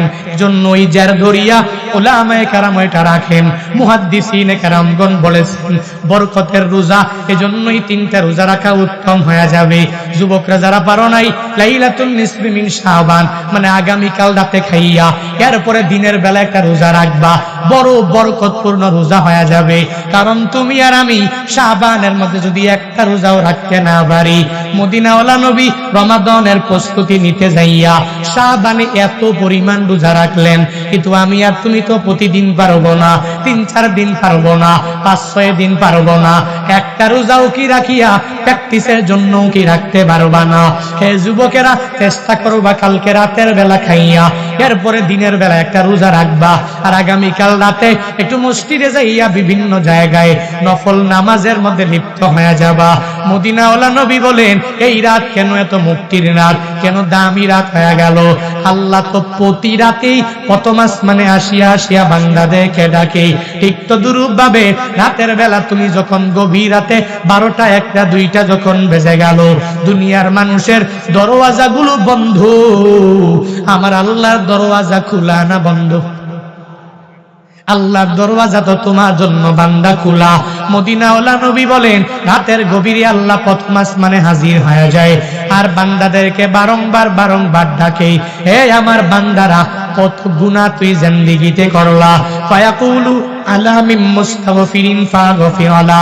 যেই বান্দা জিন্দেগিতে অন্যায় করলা, অপরাধ করে ফেললা, গুনাহ করে ফেললা, কেমন গুনাহ করেছো, যেই গুনার খবর তোর মাও জানে না, যেই গুনার খবর তোমার বাবাও জানে না, যেই গুনার খবর তোমার দাদাও জানে না, যেই গুনার খবর তোমার দাদিও জানে না, যেই গুনার খবর দুনিয়ার কেউ জানে না, কিন্তু আল্লাহ জানে কি জানে না? ওই রাতের বেলা তুমি 2 ফোঁটা চোখের পানি ফালাইয়া আল্লাহরে যদি ডাক দাও, ও দয়ার মালিক, ও আল্লাহ, তুমি জিন্দেগীর গুনাহগুলো ক্ষমা করে দাও। আয় আল্লাহ, দুনিয়ার মানুষের দরওয়াজাগুলো যখন বন্ধ হয়ে গেল, তোমার দরওয়াজা তখন খোলা, আমি তোমার দরওয়াজায় ক্ষমা চাইতেছি। মদিনাওয়ালা নবী বলেন, যেই বান্দা ওই রাতের বেলা গভীর রাতের মধ্যে জাগিয়া আল্লাহকে ডাকবে, আল্লাহকে বলবে, আল্লাহ তুমি জিন্দেগীর গুনাহগুলো ক্ষমা করে দাও, চাইতে দেরি হয়ে যাবে, আল্লাহ বান্দার গুনাহগুলোকে ক্ষমা করতে দেরি করবে না। আল্লাহর দরবারে চাইতে দেরি হবে। আল্লাহ বলেন, আগফিরুল্লাহ, আমি নিজে ওই বান্দারে মায়া করে ক্ষমা করে দিব। এবার গুনাহ মুক্ত জিন্দেগি নিয়া বলে, আল্লাহ গো, চলার পথে আমার রিজিক লাগবে। এমন কোন বান্দা নাই দুনিয়ার লাইনে ধনী হতে চায় না। সব বান্দারা টাকাওয়ালা হতে চায়, বাড়ির মালিক হতে চায়, গাড়ির মালিক হতে চায়, চলন বিলে একটা বড় জায়গা কিনতে চায়, ওই বড় জায়গার মধ্যে তার সম্পদের মধ্যে বরকত চায়, রিজিক চায়। এমন কোন বান্দা নাই ওই বান্দা বলে দুনিয়া লাগবে না। সব বান্দা দুনিয়া পাওয়ার জন্য অনেক বড় পাগল পারা হয়ে যায়। দুনিয়া পাওয়ার লক্ষ্যে রিজিকের তাড়নার মধ্যে পড়িয়া কত মানুষেরা চুরি করে, কি করে না? কেন করে? রিজিকের জন্যই চুরি। দুনিয়াতে মানুষেরা রিজিকের তাড়নার মধ্যে পড়িয়া ডাকাতি করে, কি করে না? কেন করে? রিজিকের তাড়নার মধ্যে গড়িয়া দুনিয়ার মানুষেরা রিজিকের তাড়নার মধ্যে গড়িয়া অনেক অন্যায়ের মধ্যে লিপ্ত হয়ে যায়, অনেক বড় অপরাধের মধ্যে লিপ্ত হয়ে যায়। কেন করে? এই বান্দা রিজিকের তাড়নায় গড়িয়া বলে অন্যায় অপরাধ না করে করে তুই আমি রবের দরবারে আয়, ওই গভীর রাতে চোখের পানি ফালাইয়া আল্লাহর দরবারে কান্না কর, আল্লাহকে বল ও দয়ার মালিক তুমি আমার রিজিকের ব্যবস্থা করে দাও। তখনই আল্লাহ রিজিকের ব্যবস্থা করে দিয়া দিবে। আলামিম মুবতালা ফাওয়া ফিয়াহুফি, দুনিয়াতে এমন কোন বান্দা নাই যেই বান্দা গ্যারান্টি দিয়া বলতে পারবে হুজুর আমার কোনো রোগ নাই। বলতে পারবে কেউ? সবাই ছোট না ছোট, বড় না বড়, একটা রোগে রোগান্বিত হয়ে গেল, একটা রোগে আক্রান্ত হয়ে গেল। অনেকে টেলিফোন করে বলে হুজুর ডাক্তারের কাছে যাইতে যাইতে আমি ভিজিটের টাকা দিতে দিতে পাগল হয়ে গেলাম, হুজুর গো এত বড় রোগ আমার ভালো হবে কবে? বলে রাতে গভীর রাতে তুই আল্লাহ যখন তোরে আল্লাহ ডাকে, এ বান্দা তুই আয় আয়, তোর বড় বড় রোগগুলো নিয়ে নিয়া আমি রবের দরবারে তুই হাজির হয়ে যাও, তাইতে দেরি হবে। মদিনাওয়ালা নবী বলে আল্লাহ তাআলা ওই সময় বান্দাদেরকে বলে আলামিম মুবতালা ফাওয়া ফিয়াহু, যেই বান্দা আমি রবের দরবারে রোগ মুক্তির জন্য চোখের পানি ফেলাইয়া মুনাজাত ধরে ধরে ধরে ধরে কান্না করে, ওই রাত পার হইয়া দিনের বেলা আসতে দেরি হয়ে যায়, এই বান্দার রোগটাকে ভালো করতে আমি দেরি করি না। আলা কাজা হাত্তা ইয়াতনুল ফাজর, রাতের বেলা আল্লাহ বান্দাদেরকে এভাবেই ডাকে, বিভিন্ন ভাবে ডাকে। কোন সময় পর্যন্ত? মদিনাওয়ালা নবী বলেন ফজর পর্যন্ত আল্লাহ বান্দাদেরকে ডাকে। সুতরাং এই রাতের আমলগুলো কি হবে জানুনি? রাতের বেলায় নামাজ পড়বেন, আর দিনের বেলায় রোজা রাখবেন, আর আল্লাহর দরবারে ক্ষমা প্রার্থনা করবেন। আর কোন কাজগুলো আপনার হবে জানেননি?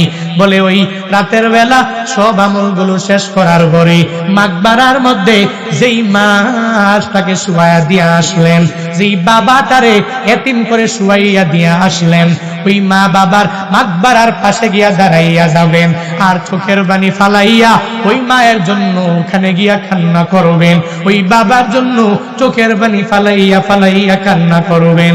কারণ ওই জায়গায় গেলে আপনার মা বড় খুশি হয়ে যাবে, বাবা বড় খুশি হয়ে যাবে। জিয়ারতের নিয়তে হলেও পারিবারিক কবরস্থানে রাতের বেলা যাবেন, আর যাইয়া যেখানে কেউ নাই আপনি হাজির হয়ে যাবেন, মুনাজাত ধরে ধরে মায়ের জন্য বাবার জন্য দোয়া করবেন, রব্বির হামহুমা কামা রব্বায়ানি সগীরা।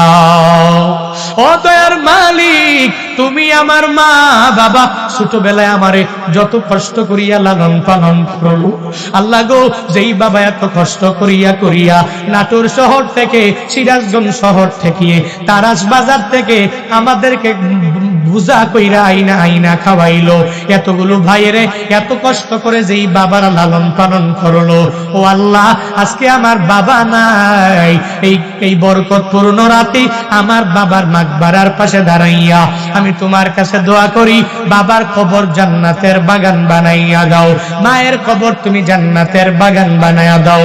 হে আব্বা হারানো সন্তানেরা, মা হারানো সন্তানেরা, হে বাবা হারানো মায়েরা, হে মা হারানো মায়েরা, হে বাবা হারানো বোনেরা, হে মা হারানো বোনেরা, এই রাতের বেলা মাকবারার সামনে যে মায়ের জন্য দোয়া করবেন, বাবার জন্য দোয়া করবেন, রাতের বেলা নামাজ পড়বেন, দিনের বেলা রোজা রাখবেন, রমাদানের প্রস্তুতি নিয়ে নিয়ে আগাইয়া যাবেন, আল্লাহর কোরআনটাকে চলার পথে গাইডলাইন মানিয়া মানিয়া চলবেন। কোন কোন বান্দা এই কথাগুলোর উপরে বাস্তব জীবনে আমল করার নিয়ত করে আগাবেন? দুইটা হাত তুইলা মালিকের দেখা দে, ও দয়ার মালিক বরকতের সুনজর দিয়া তুমি তাকায়া দেখো, এই গভীর রাতে অজপাড়া এই গ্রামের মধ্যে চলন বিলের এই হাওরের মাঝে তোমার এই বান্দাগুলো এই রাত পর্যন্ত বয়ান শুনিয়া দুইটা হাত উত্তোলন করে করে, আয় আল্লাহ এরা সবাই লাইলাতুন নিসফি মিন শাবানে মুক্তি চায়, আয় আল্লাহ তুমি এদের আমল করার তৌফিক দিয়া দিও, ওই রাতের পরে দিনের বেলা রোজা রাখার মতো তৌফিক দিয়া দিও।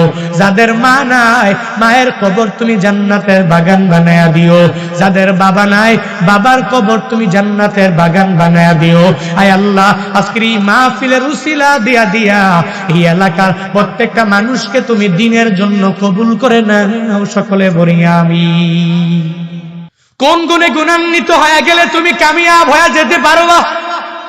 বলে কিছু গুণ তো তোমার অন্তরের মধ্যে থাকা লাগবে, চলার পথে এই গুণগুলি গুণের মাঝে গুণান্বিত হওয়া লাগবে। তাহলেই কোরআনটা তোমার জন্য হিদায়াত, তাহলেই তুমি লাভবান, তাহলেই তুমি সফল কাম। আল্লাহ বলেন আল্লাযীনা ইউমিনুনা বিল গায়ব, এক নম্বরে যারা আল্লাহরে না দেখিয়া ঈমান আনলো। এখানে যারা আসলেন আপনারা কেউ আল্লাহরে দেখছেননি? হ্যাঁ, মদিনাওয়ালা নবীরে দেখছেননি, কিন্তু এদের প্রতি ঈমান আছে না নাই? কম না বেশি? আল্লাহরে দেখেন নাই, এরপরেও এদের প্রতি কি পরিমাণ ঈমান, আল্লাহরে না পাইয়াও ঈমান। আল্লাহ বলেন আল্লাযীনা ইউমিনুনা বিল গায়ব, সফল কাম তারা যারা অদৃশ্যের প্রতি এক নম্বরে ঈমান আনলো। আমি আল্লাহরে দেখে নাই, এরপরেও আল্লাহর প্রতি না দেখিয়া ঈমান। মদিনাওয়ালা নবীরে পায় নাই, ওই নবীরে না দেখিয়াও বান্দা ঈমান আনলো। সাহাবায়ে কেরাম দেখে নাই, এরপরে এদের বয়ান করলে চোখের পানি ফালায়া বান্দা কান্না করে। কাউরে পায় নাই, এরপরেও চোখের পানি ফালায়া কান্দে কেন? হে আল্লাহর গোলামেরা, এই বান্দা তো এজন্যই তো ঈমানওয়ালা। আল্লাহরে দেখে নাই, ঈমান যে আনলো, এজন্যই তো বান্দা লাভবান, এজন্যই তো বান্দাগুলো সফল কাম। বলে না দেখিয়া যেই বান্দা ঈমান আনে, এই ঈমানের পাওয়ার তো বান্দা বৃদ্ধি পাওয়া যায়। কিন্তু আমরা যে ঈমান আনি, আমাদের ঈমানের মাঝে ঘাবলা, মাঝে মাঝে টাকা পয়সার কাছে আমাদের ঈমানটা বিক্রি হয়ে যায় কি যায় না? হুজুর কেমনে হয়ে যায় বলেন, প্রমাণ দেন। আমি প্রমাণ দিয়া যাব। কি প্রমাণ জানেননি? বলে একটু নিজের স্বার্থের মধ্যে আঘাত লাগলেই আমি আর আপনি বলি এবার ইসলামটাকে এক সাইডে রাখ, এবার নিজের স্বার্থটাকে হাসিল করে নাও। নিজের স্বার্থের মধ্যে আঘাত লাগলে বলে ঈমানটাকে দূরে সরাইয়া দাও, ইসলামটাকে একটু দূরে সরাইয়া দাও। এরপর নিজের মতো করে চলা আরম্ভ করে দিলাম, এরপরে সুদি লেনদেন করা আরম্ভ করলাম, এরপরে ঘুষ খাওয়া আরম্ভ করে দিলাম, এরপরে মানুষের উপরে জুলুম নির্যাতন করা আরম্ভ করে দিলাম। বলে মানুষগুলো যখনই কোনো কবিরা গুনাহের মধ্যে লিপ্ত হয়ে যায়, মদিনাওয়ালা নবী বলেন আমার যে উম্মতেরা যখনই কবিরা গুনাহ করে, তখন তার ভেতর থেকে ঈমানটা বের হয়ে যায়। ওই ঈমানটা যাইয়া আসমানের উপরে ঘুরতে থাকে, ঘুরতে থাকে। এর মানে হলো কবিরা গুনাহ করার পরে বান্দার মাঝে কোনো ঈমান নাই। যতক্ষণ পর্যন্ত এই বান্দা তাওবা করে আল্লাহর দরবারে ফিরে না আসবে, ততক্ষণ পর্যন্ত ঈমানটাও ফিরে আসবে না। এই বান্দা গুনাহ করলো, জানিয়াই তো গুনাহ করলো, জেনায় লিপ্ত হয়ে গেল, জানিয়াই তো বান্দা জেনায় লিপ্ত হয়ে গেল। এই বান্দা সুদি লেনদেন করে, জানে গুনাহের পর বান্দা করে। এই বান্দা সে মানুষের উপর জুলুম করে, জানে গুনাহ, এরপরেও মানুষের উপর জুলুম করে। বলে জানিয়া ইচ্ছা করে যেই বান্দা গুনাহ করে, সাথে সাথে ঈমানটা তার ভেতর থেকে বের হয়ে যায় আর তার মাথার উপরে আসমানের ভিতরে ঘুরতে থাকে। এই বান্দা যখন চিন্তা ভাবনা করে, তাওবা করে, আল্লাহর দরবারে ফিরে আসে, নবী বলেন তখন আবার ঈমানটা ঘুরিয়া ফিরিয়া আবার বান্দার ভিতরেই চলে আসি। আল্লাযীনা ইউমিনুনা বিল গায়ব, অদৃশ্যের প্রতি ঈমান এনে নাও। কি পরিমাণ ঈমান আনবা? যে ঈমান আনার পরে কোনো গুনাহ হবে না, কাবিরা গুনাহ করতে পারবা না, সগীরা গুনাহও বান্দা করতে পারবা না। বলে কি পরিমাণ ঈমান আনা লাগবে? কার মতো ঈমান আনা লাগবে? কাকে আদর্শ বানানো লাগবে? কারে মডেল বানানো লাগবে? বলে আমিনু কামা আমানান নাস। কার মতো ঈমান আনবা? সাহাবায়ে কেরামের মতো ঈমান এনে নাও। যেই সাহাবায়ে কেরামরা তরবারির সামনে দাঁড়াইয়াও ওই সময়ও কি বলে? আল্লাহ এক, আল্লাহর প্রতি এক, আল্লাহর একত্ববাদের স্লোগান দিয়া দেয়। যেই সাহাবায়ে কেরাম বড় বিপদের মধ্যে যখন পড়ে যায়, মুসিবতের মধ্যে যখনই পড়ে যায়, এক আল্লাহর প্রতি এরা ঈমান এনে নেয়, এক আল্লাহকে আহাদ আহাদ বলে ঘোষণা দিয়া দেয়। বলে তোমার আমার ইমানের মানদণ্ড কেমন হবে, চলার পথে ইমানটা কার মতো হবে, কাকে আদর্শ বানাইবা, কারে রোল মডেল বানাইবা? বলে সাহাবায়ে কেরামের মতো ইমান এনে নাও। কার মতো ইমান? বলে হযরত বেলালের মতো ইমান এনে নাও। যেই বেলালে হাবশী ইমান আনতে গিয়ে সব হারায়া ফেললেন। যেই বেলাল উমাইয়া ইবনে খালফের দাস হওয়ার পরেও ওই উমাইয়ার কপালে হিদায়াত জুটলো না, কিন্তু বেলালের কপালে ওই সময়ে কি পরিমাণ জুটে গেল। এবার বেলাল ইমানটাকে মজবুত করিয়া কি পরিমাণ ইমানদার হয়ে গেলেন। একটু যদি বান্দা তুমি চিন্তা ভাবনা করে নাও, তোমার ইমান আর বিলালের ইমান সমান সমান নাকি? বলেন, পার্থক্য আছে না নাই? হযরতে বেলালের ইমান আর তোমার ইমান সমান না। হযরতে বেলালের ইমান আর আমার ইমান বান্দা সমান না। হযরতে বেলালের ইমানের পাওয়ার কি পরিমাণ জানো? আমি যে বললাম আল্লাযীনা ইউমিনুনা বিল গায়ব, আল্লাহ যে বললেন অদৃশ্যের প্রতি ইমান যেই বান্দাগুলো আনবে ওই বান্দাগুলো দুনিয়াতে লাভবান হয়ে যাবে, এরা সফল কাম হয়ে যাবে, কোরআনটা হয়ে যাবে এদের জন্য হিদায়াত। কোন প্রকার ঈমানওয়ালারা? বলে ওই ঈমানওয়ালারা যে ঈমানওয়ালারা হযরতে বেলালের মতো ঈমানওয়ালা। হযরতে বেলালের মতো কি পরিমাণ ঈমানওয়ালা সব বান্দারাই তো জানো। ওই যেই বেলালের এত কষ্ট দেওয়ার পরেও বেলাল কি ঈমান ছাড়ছেনি? বলে না না। কালিমা ছাড়ছেনি? বলে না না। আল্লাহর প্রেম অন্তর থেকে দূরীভূত করতে পারেছিনি? বলে না না, তাও পারে নাই। উমাইয়া, আবু জাহাল সবাই মিলিয়া রাতের বেলা বেলালের গাছের মধ্যে বাঁধিয়া এত জোরে জোরে জোরে জোরে মারে, বেত্রাঘাতের আওয়াজ, এই আওয়াজগুলো শুনিয়া উমাইয়া ওই আবু জাহাল বিরক্ত হয়ে যায়। রাতের বেলা মারিয়া এবার যখন দিনের বেলা চলে আসলো, বলে আর তাকে মারতে পারবো না, বেত্রাঘাত করতে পারবো না। উমাইয়া আবু জাহালের জানায়া দেয়, হে আবু জাহাল, ওই বেলালের আর আঘাত করার মতো ক্ষমতা এই উমাইয়ার হাতের মাঝে নাই নাই নাই নাই, আর তাকে আঘাত করিও না। এবার তার ক্ষত বিক্ষতের মাত্রাটা বাড়াইয়া দেওয়া লাগবে। এই বালুকাময় জমিনের বালুগুলো কি পরিমাণ গরম, এই গরম জায়গার মধ্যে তারে চিৎ করে শুয়াইয়া দাও। আর ওই বেলাল চেষ্টা করবে এই বালুকাময় জমিনের থেকে উঠার জন্য। ক্ষত বিক্ষতের মাত্রা যখন বাড়িয়া যাবে ওই বেলাল তো তখনই চিন্তা ভাবনা করবে, আমি আর শুইয়া থাকবো না, আমার দাঁড়াইয়া যায় একটু নিজের স্বাস্থ্যটাকে ঠিক করা লাগবে। যতই চেষ্টা করবে হে আবু জাহাল বেলাল যাতে উঠতে না পারে, ওই বেলালের উপরে পাথর চাপা দিয়া দাও, ওই বেলালের বালুকাময় জমিনের মধ্যে শুয়াইয়া দাও। রাতের বেলা আবার ওই জায়গা থেকে উঠাইয়া ওই বেলালের গাছের মধ্যে বাঁধিয়া আবার আমরা বেত্রাঘাত করব। তার ক্ষত বিক্ষতের মাত্রাটা বাড়াইয়া দেওয়ার জন্য দিনের বেলা বালুকাময় জমিনের মধ্যে গরমের মধ্যে উত্তপ্ত জমিনে তাকে ফালাইয়া দিব। ওই বেলালের ওই বালুকাময় জমিনের মধ্যে চিৎ করে শুয়াইয়া এত কষ্টের মাঝে বেলালের এবার উমাইয়া জানায়া দেয়, এ বেলাল, এক আল্লাহর প্রেম অন্তরে ঢুকাইলা, ওই প্রেমটা দূরে সরায়া দাও। বেলাল তো চোখের পানি ফালায় আর কান্না করে বলে, হে উমাইয়া, এক আল্লাহর প্রতি আমি ঈমান এনে নিলাম, আমি ওই আল্লাহর প্রেমে বড় পাগল, আমি মদিনাওয়ালা নবীর প্রেমে কি পরিমাণ প্রেমিক হয়ে গেলাম জানোনি।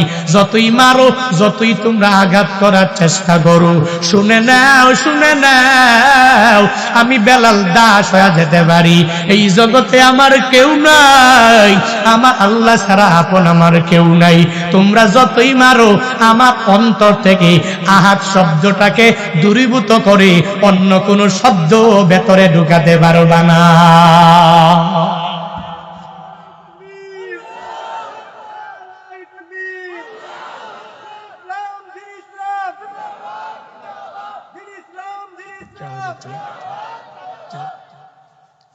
ওই বেলালের কি পরিমাণ ঈমান আর ঈমানের পাওয়ার হয়ে গেল। এবার বেলালের উমাইয়া বলে, তুই যদি আহাদ বাক্যটা শব্দটা অন্তর থেকে যদি বের করে না দাও, তাহলে তোর আঘাতের মাত্রা আরো বাড়াইয়া দিব।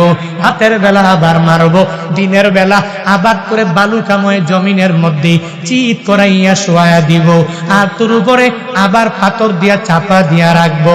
এ বেলাল উঠতে পারবি না, পারবি না, পারবি না।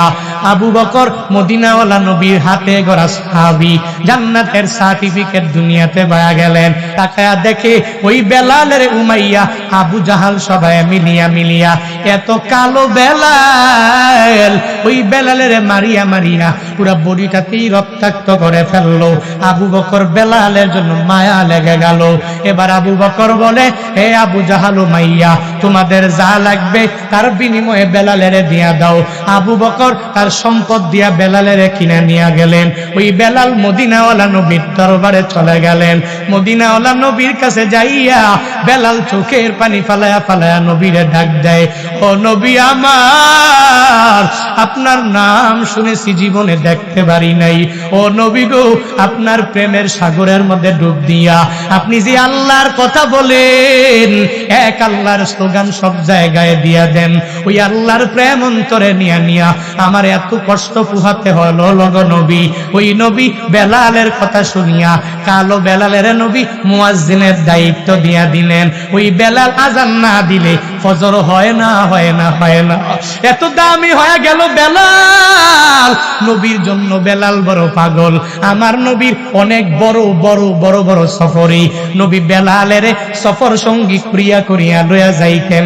ওই বেলালের নবী এই পরিমাণ ভালোবাসলেন। কেন বান্দা জাননি? কারণ বেলালের ঈমান বড় তাজা। ওই বেলাল ইসলামের বৃহৎ স্বার্থে বিশাল বড় কাজ করেছে, অনেক বড় ত্যাগ বেলাল করতে পারলো। এজন্য নবীর জন্য বেলাল বড় পাগল। ওই বেলালও নবীর জন্য বড় পাগল, নবীও বিলালের জন্য পাগল। মুয়াজ্জিনের দায়িত্ব দিয়া দিলেন। নবীর জীবদ্দশায় ওই বেলাল আজান দিয়া দেয়, মসজিদে নববীতে আজান দিয়া দেয়। মদিনাওয়ালা নবীর ইন্তেকালের পরে এবার বেলাল বলে, যেই এলাকার মধ্যে আমার নবীর প্রেম নিয়ে আমি চলে আসলাম, যেই নবীর প্রেমের সাগরের মধ্যে ডুব দিয়া আমার পুরা বডিটা কত বিক্ষত করে ফেললাম, এত কষ্ট পোহালাম, ওই নবী নাই, তাহলে মদিনায় আর থাকা যাবে না। ওই বেলাল মদিনা থেকে সব কিছু নিয়ে বের হয়ে গেলেন। একদিন স্বপ্ন যুগে ওই বেলালের মদিনাওয়ালা নবী ডাক দেয়, এরে বেলাল, আমি নবীর জন্য কি তোর একটু মায়া হয় না? এ বেলাল, আমি নবী নাই মদিনায়, আমি নবীর রওজার পাশে কি তোর আসতে মন চায় না? হযরতে বেলালের রাতের মধ্যে মদিনাওয়ালা নবী স্বপ্নে যুগে দেখালেন। হযরতে বেলাল দিনের বেলা আবার দৌড়ে আসে, মসজিদে নববীর পাশে এসে চোখের পানি ফালায়া ফালায়া কান্না করে। আবু বকর ওমর জিগায়, হে বেলাল, তুমি এত কান্না করো কেন? বলে, তোমরা জানো না, আমি নবীর চেহারা মুবারক দেখিয়া দেখিয়া দেখিয়া এত প্রেম আমার অন্তরের মধ্যে ঢুকাইলাম। বলে, আমাদের ভিতরে কি ওই নবীর জন্য কি মায়া নাই, প্রেম নাই? তুমি কি মনে করো? বলে, আছে রে, আছে। তবে হে আবু বকর, হে উমর, তোমার অন্তরে আর আমার অন্তরের মাঝে ভালোবাসার মাত্রাটা সমান না। তোমরা নবীর রওজা মুবারক দেখলে সহ্য করতে পারো, আমি বেলাল নবীর রওজা শরীফের দিকে তাকাইয়া যাই, আমার চোখের পানি আমি ধরে রাখতে পারি না। ওই নবীর রওজা শরীফের দিকে তাকাইলে আমার নবীর কথা মনে পড়ে যায়। ওই নবীর রওজা শরীফের দিকে তাকাইলে আমার নবীর চেহারা মুবারকের কথা আমার মনের মধ্যে পড়ে যায়, পড়ে যায়, পড়ে যায়। ইমাম হাসান হুসাইন আসলেন, হযরতে বেলালের জানায়া দিলেন, ও বেলাল, একটু আজান দেয়।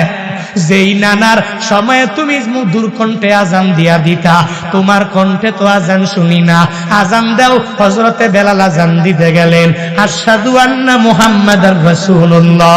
ওই সময় নবীর নামটা নিতে দেরি হয়ে গেল, হযরতে বেলাল বেহুশ হয়ে পড়তে জমিনে, দেরি না।